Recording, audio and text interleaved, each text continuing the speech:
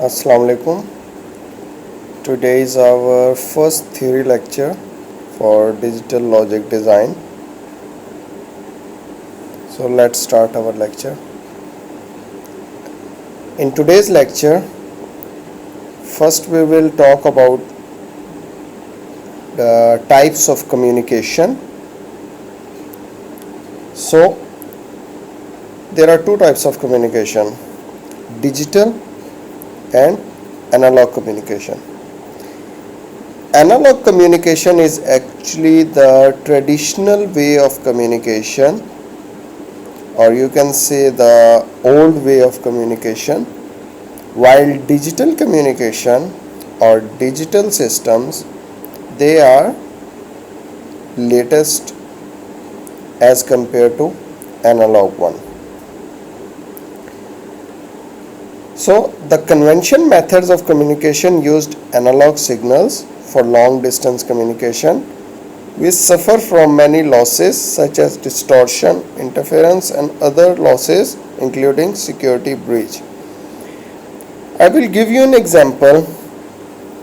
If you go back 10 to 15 years or 15 years, before 2000, 20 years, 25, 2 decades, all the telephone lines were analog.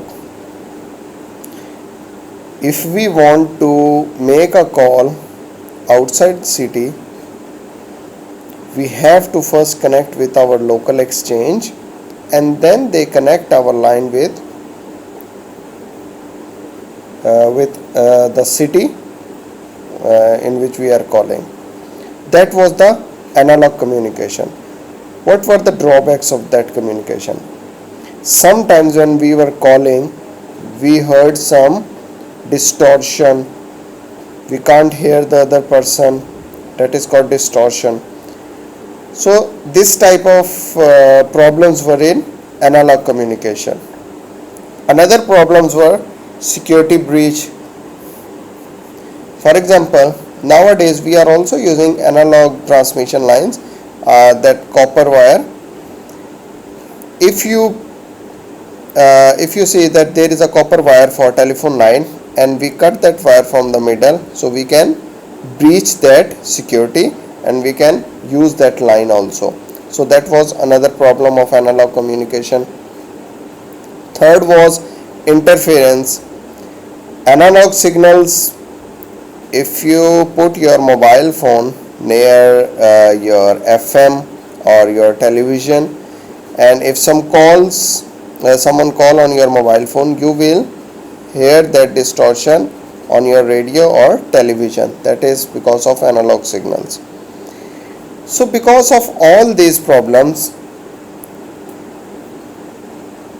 the communication industry want to move forward and want to develop a communication method or systems which can give us better quality, better security and easy to implement, and that was digital communication. These are the two pictures for the signals of analog and digital. Analog signals are actually not more than a sine wave, cos wave like this. You can see waves in the waveform. So we can also say that analog transmission is the transmission of electric current or charges or magnetic field, this type of transmission. So you study in applied physics that these type of waves can be easily distorted. Even the magnetic field can be get distorted from the another magnetic field, or electric field can get distortion from the magnetic field. So this type of distortion. But if you see on the other hand, digital signal is only 1 and 0 and 1 form. There are no such type of waves. So the digital communication is in simple only in the form of zeros and 1. So nowadays we are using mixed signal communication. our channels are analog and our devices are digital devices. In later in this today's lecture we will discuss that also, but for this slide, digital and analog communication was having some issues like distortion, interference and security breach. So that's why we move towards digital communication.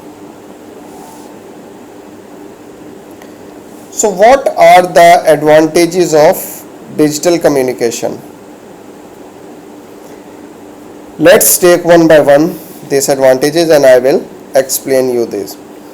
As the signals are digitalized, there are many advantages of digital communication over analog communication. The first one is the effect of distortion, noise and interference is much less in digital signals as they are less affected.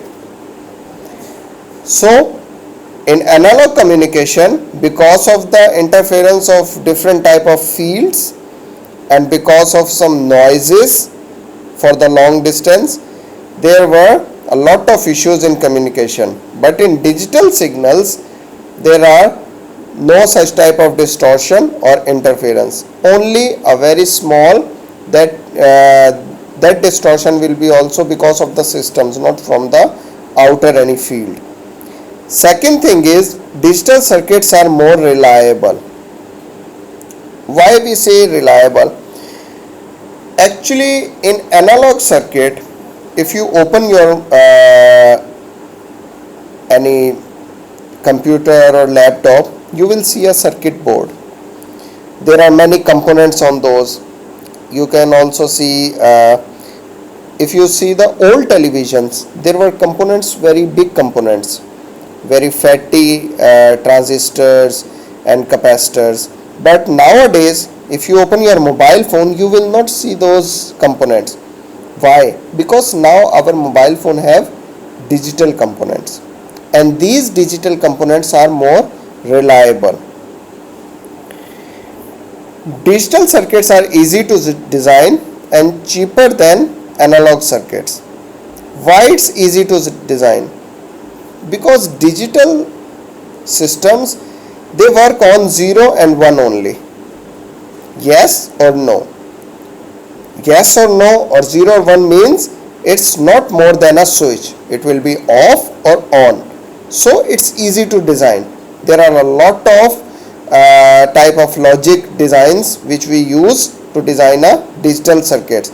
So digital circuit is just because of on and off like a switch. So it's easy to design and it's much cheaper as compared to analog circuits, because in analog circuit we use different type of components and those components are also not reliable. Sometimes because of the electricity issues they burn and they can't bear much heat also.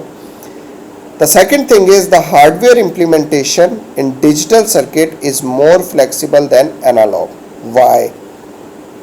For example, if you take again the example of your old television, if you open that old television, there are a lot of components there.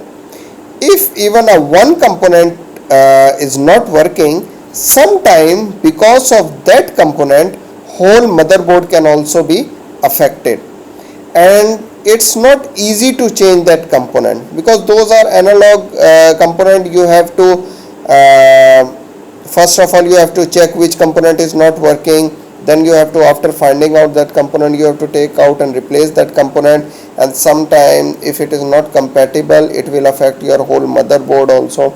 But in case of hardware digital circuits, it's more easy to implement digital circuits. Why?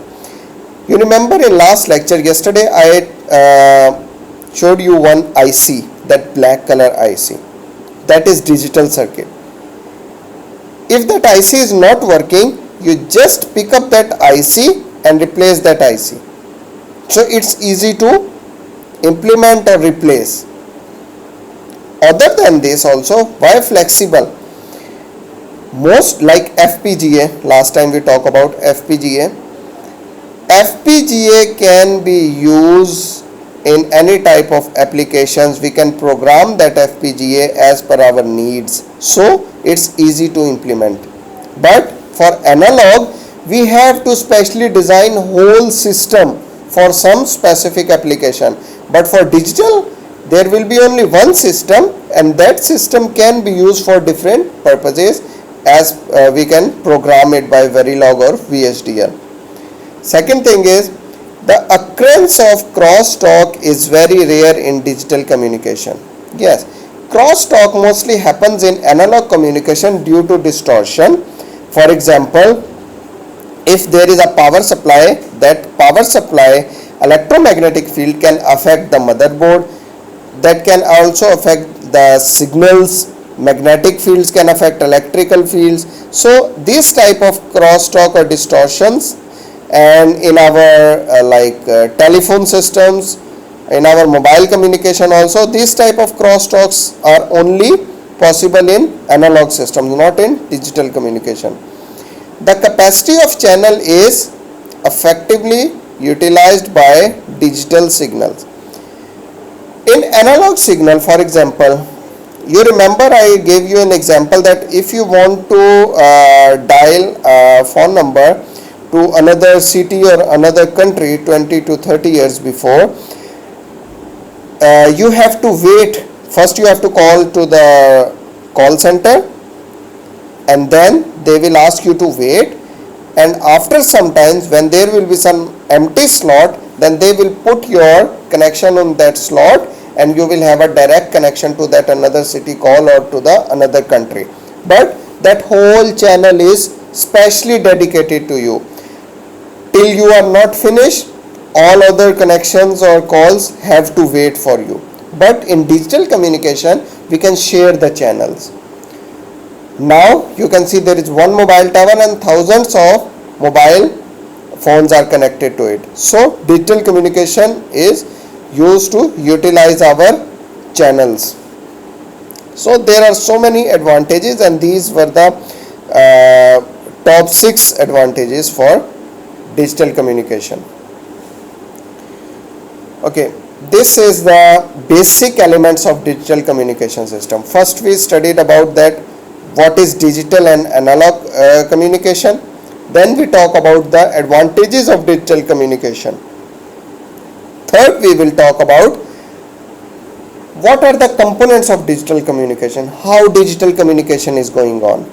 So these are the components of digital communication: transducer, source encoder, channel encoder, digital modulator, and this channel means the wire or wireless, and this from the receiver side.